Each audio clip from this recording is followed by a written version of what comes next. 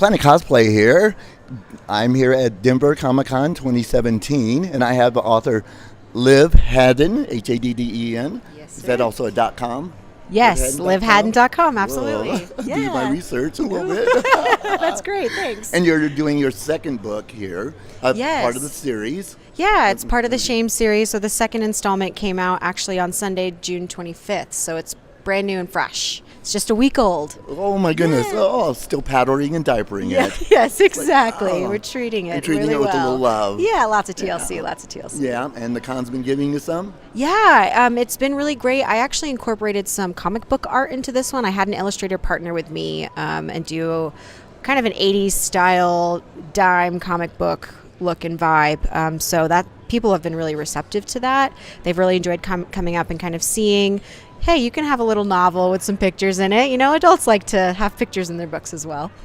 Correct. It's like, so where'd you get the idea for Shame? Yeah, so my main character, Shame, actually came from a dream I had after I kind of was just like writing, like vent writing, if you will. I just needed like an artistic outlet. So I just did some writing and then I went to sleep and I had a dream about this kind of like creepy shadow figure. I call it a dream. It was really a nightmare. It was really terrifying. And it was like following me around and I realized it was like the shame and guilt I was feeling, like just like kind of looming over me.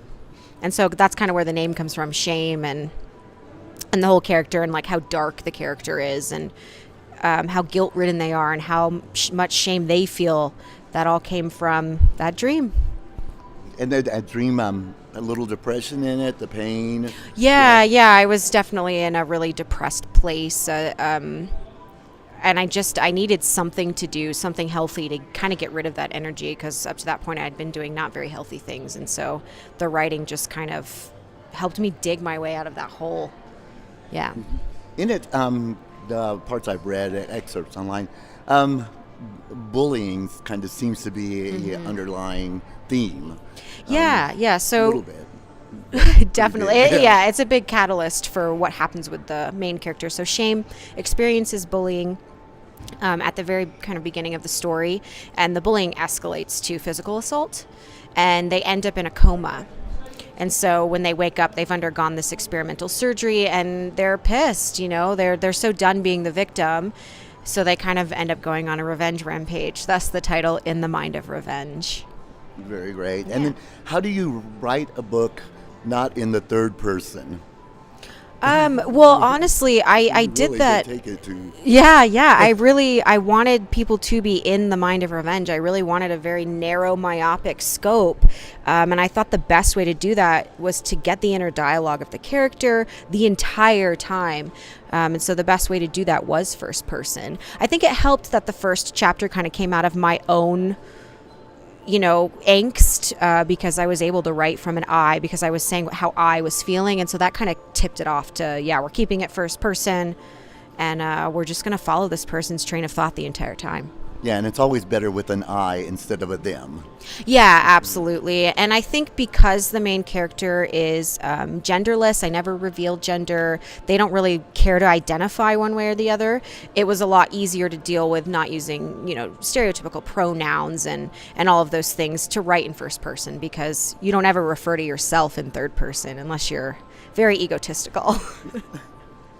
Yeah, exactly. You're like, I do that sometimes. All the time. No, it's like, did you ever look at, like, okay. Something I read, long pointed hats, a long beard. Yes. A wooden staff. Yeah, so on my website, I have FAQs, which are just things that people ask me a lot, and I answer those. And then underneath that, I have things no one ever asks me that I wish they did. And so it's kind of like a reverse FAQ, like, please ask me these questions. So one of the things is, what is your favorite fiction trope?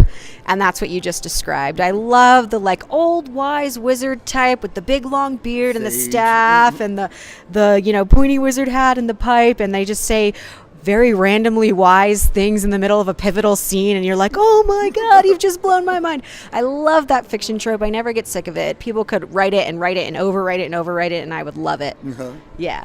Let's give people your social media sites. Yeah, so you Liv can Hadden. you can find me on livhadden.com. I keep up with a Facebook and Instagram and a Twitter, and all the handles for those are Liv Hadden. I kept it really simple, so if you can spell my name, you can find me. Very good. Yeah. Like, ever play Quidditch? No, I am so uncoordinated with like eye-hand sports that I just stayed away from that. Love to watch it though; it's I fun. see some of our audience nodding their head in the background. Quidditch is baller, yeah, but I would be awful at it. I'm more of like a really enthusiastic spectator. Yeah. So something that caught my eye on your webpage was also muffin top. Is that an animal? Muffin top. No, Okay. no. Muffin tops are like when someone wears clothes that squeeze them in right here, and then kind of all of the parts of their body that are here kind of spill over the top of their pants. That's a muffin top.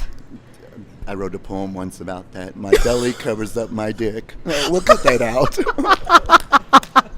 That sounds like an amazing poem. I need to own. I did it in third person, though. That's of course. Well, thanks for taking a little time with us this morning. Yeah, and, thank you so much. Yeah, have an enjoyable day. You're done with your panels. Yeah, Last I'm all day done. of I'm DCC free now. 2017. Yes, yeah. Yeah. Thank you so much. Thank you, Liv. Yeah, thanks.